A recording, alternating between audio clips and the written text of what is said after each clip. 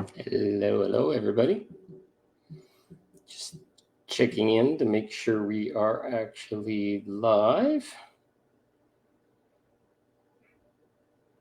Okay. It takes a second here. Let's try it again.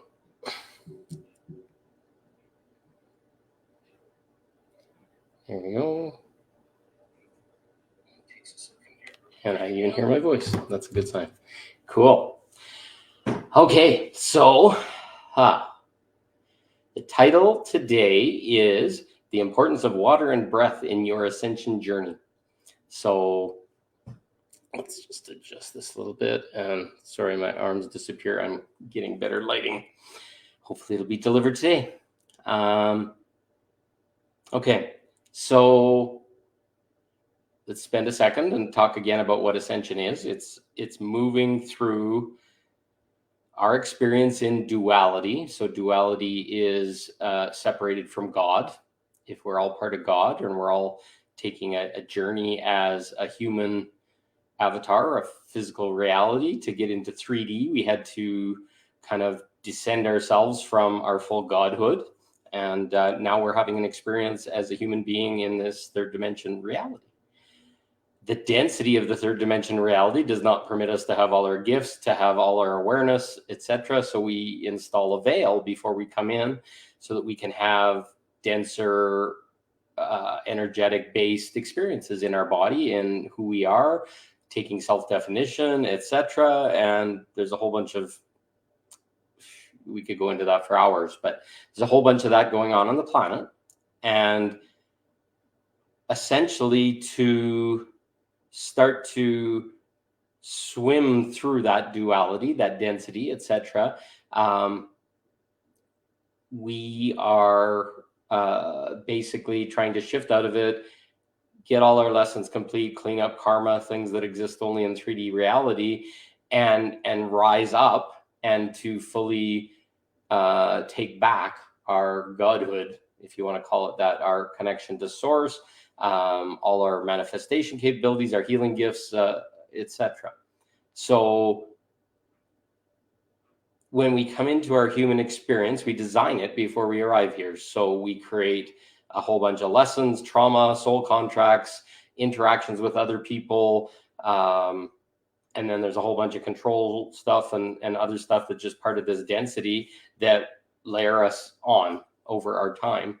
And it creates a density, a muck around us, a mire in who we are, and hell, well, makes it hard to be happy, makes it hard to be light, makes it hard to make good decisions that are from integrity.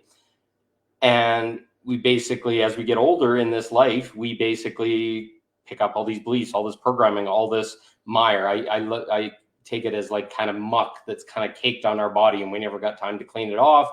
We believe that we're not worthy, we're bad, maybe we deserving or a victim or whatever. These are all third density type things. So as we're in our journey of awareness, we're starting to build these new boundaries, these new things, these undefining ourselves so that we can climb back to a higher vibration.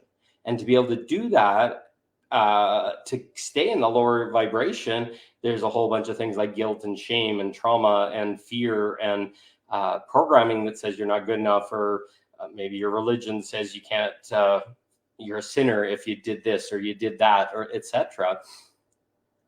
And that hangs with us. It becomes part of our definition. We are gods in a duality situation. We're not aware that everything we're believing is creating in our reality. So as we're moving through this, we're starting to learn and to start to recognize these things and see all this muck and see all these things that are not serving us anymore. And they're trapped in our energetic field. So we see ourselves as physical, like flesh and blood, bones, etc., but we're underneath is an energetic being. It's a being that can be programmed. It's almost like a computer or a machine where we get these beliefs and then it becomes part of our reality. It's like I picture myself as a bald-headed man because when you get older and testosterone and all those stories that are going on create that I'm a bald-headed man, or that I have a good beard, or whatever. These little small things come with us. Oh, I'm a white person, so I have different things in the world, or whatever, or what a black person is, or a yellow person, or whatever. I have no stigma against these things, but they all state what we're allowed to do, and what our race does, and what religion we have, and all these things, and they stick to us. And then we believe that that's part of us over time, but it's not. So think of it as those rules are like energetic blockages. It says, I can't have that, or I can't do that, or it's really hard for a person like me and my race or my culture or my religion to be able to do that. And maybe I'm a sinner because I ate pork and I'm Muslim, and whatever. And these things are all stuck in us. And basically, you just have to start to think of them as energy. So when you got a big energy block in yourself, it causes problems. And the term emotion that we use is actually energy in motion, or motion of the energies of the feelingness that we are as a human being. So if you're feeling bad, you're feeling angry, you're feeling repressed, you're feeling whatever, you're going to find out that these things get stuck in our body. And then when we have a traumatic experience, we end up getting overflowed with energy and emotion of fear, scared, getting hit, maybe feeling wounded, wanting to hurt someone, etc., etc. These energies become little bubbles because they're so overwhelming in energy, our body can't take it. And basically, it'll just create this energy and bundle it up and say, no, I'm not dealing with this right now. And it creates a bubble of that trauma. So it might be of fear, it might be of anger, it might be of frustration, it might be whatever. And then over time, as a human being, and it's guaranteed living in a human 3D experience, you're going to have dozens of these things happening throughout your life, if not hundreds. They get trapped in your body, and we basically just push them down and push them down and push them down, and they end up in our root chakra, down in the lower part of our body, in our hips, in our pelvis, in our womb, if you're a woman, in our genitals, a woman or man, in our asses, etc. So we end up carrying all this stuff that we haven't dealt with. And then we have these things that happen in our life called triggers, where somebody says something and it goes like, ooh, and now all of a sudden that anger is coming up from that experience in the past, but this person has just kind of poked it.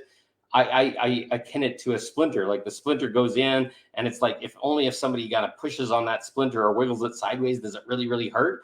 So basically we just put a rule in and say, okay, I'm not going to go out with women again because I got abused the last time. I'm not going to go to a bar because that's where it happened. We end up creating all these layers of what we call armor. And it in truth, it's less of an armor. It's more like a big Band-Aid that we put over to make sure that nobody pokes that thing. So we don't talk about it. We don't get even close to it. And we just avoid. And then it blows up all of our relationships, all of these things, until we actually end up dealing with it. So if we now start to become aware that these things are inside of us and they're subconsciously guiding our behavior in certain circumstances, then we become conscious of it. We start to see ourselves having the experience of that energy, and all the anger, all the frustration, all the fear, all the whatever shows up. And then all of a sudden,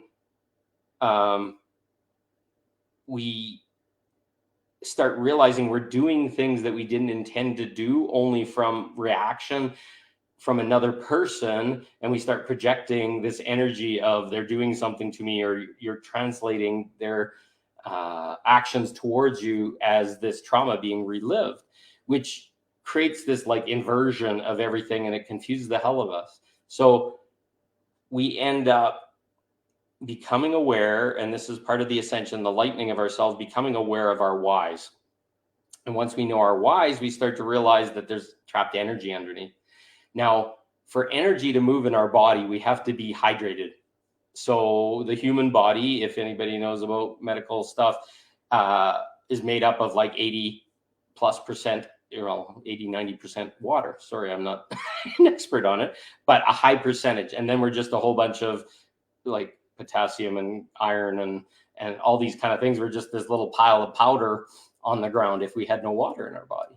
And when our body gets dehydrated, it makes it very hard for energy to move. It actually starts to clamp down your body. All your cells kind of close off, and they go into kind of like a fight or flight mechanism because they need that water to be able to survive. And then it starts taking it from different parts of your body.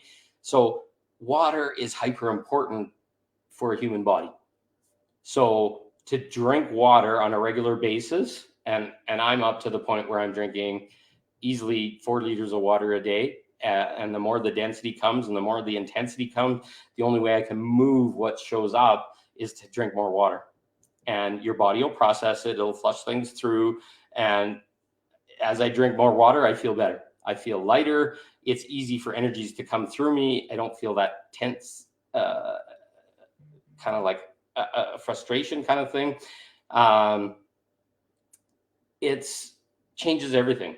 And so water helps to start to move energy. Now, if you know anything about water, I'm a computer engineer from my past. Electricity, if you put like 2 posts of a battery into distilled water, actually no water, no electricity, there would be no spark or current or anything happen, because the water in its purest form without any impurities in it, which is salts or magnesium or lime or any of this kind of stuff, doesn't conduct electricity. So we start to understand that if we're drinking like pure filtered water that takes all this stuff out, RO, all this kind of stuff, we're not actually helping our body. So sometimes we have to put a little pinch of sea salt or something into the water, and that creates those electrolytes. That's what Gatorade, that's what all these other things are. They make your body work better. It makes you move the energy of your muscles, eat more easily. The fatigue in it breaks down quicker. Those lactic acids and other things that burn because you're not getting enough water and not enough electrolytes starts to move because we put that little bit of salt in. So what I recommend is you take a big cup of water, maybe 3/4 of a liter or whatever. It's a fairly large cup. Just put whatever sea salt goes in between your fingers, put it in. That sea salt has all these wonderful minerals and stuff, and it's not adding a ton of salt, but it's giving enough that you can start to move energy in your body. So water is really key. Now, to move energy in a human body, you have to use breath. And most people, when they're excited, they're not actually, or in fight or flight, they're not actually breathing. So they only breathe the top third of their lungs a lot of times. So they're just like sipping. And you can hear me do it. It's habit. I do it all the time. But when I can learn to begin to breathe more deeply, so breathing, and you can feel your stomach fill up because your lungs are full and that kind of thing, something changes in your body. You're starting to get a higher percentage of oxygen in your body. And when we're tight, when we're scared, when we're uncomfortable, when we're all these things, we start to stop. We break down. We kind of clear and lock our body, which isn't helping anything. We need to start breathing.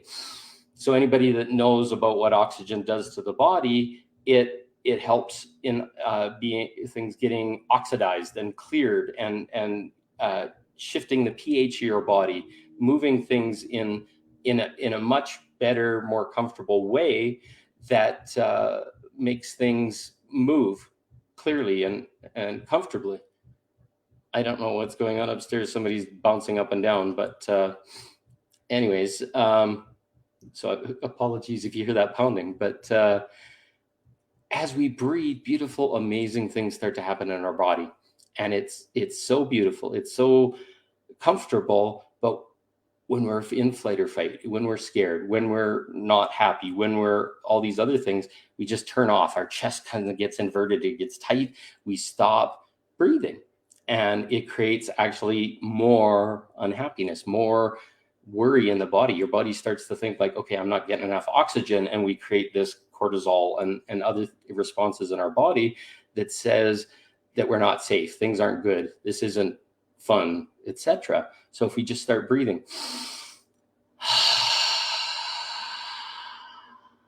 now the other key is to make sure that you, a good way to do this is what we call 4 square breathing. So you breathe in for 4, hold for 4, and then breathe out for 4, hold for 4,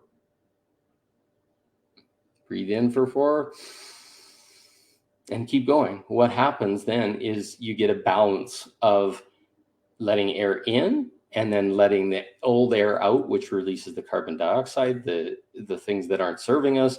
And then that pause in between allows it to be taken into our system.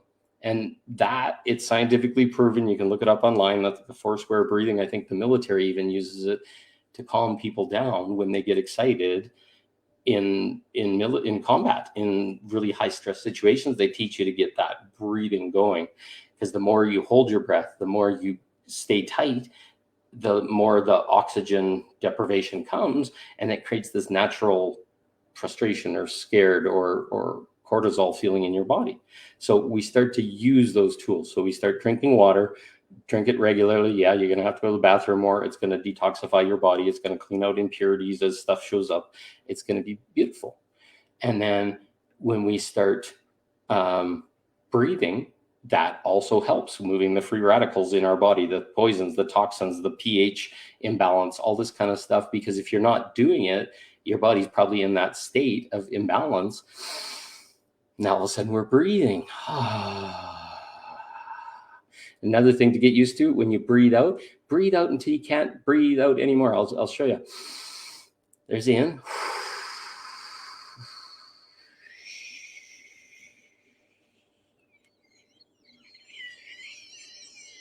Yep. Get to that point you can't even say words and you're wheezing, and you're going to clean out the alveoli, the little vessels inside the lungs, and it's going to get rid of all that stuff that's been stuck in there for a long time. And that can be impurities, that can be carbon dioxide, that can be cigarette smoke or stuff you're getting from your environment. Just let that get out. And the more you detoxify your body by getting more oxygen in and all the things that it needs to live, the more vibrant your body's going to be. The more well equipped you are going to be to deal with all the energies that are going to show up, the triggers that are going to show up, the emotions that are going to show up, and they're going to pass through your body really quick.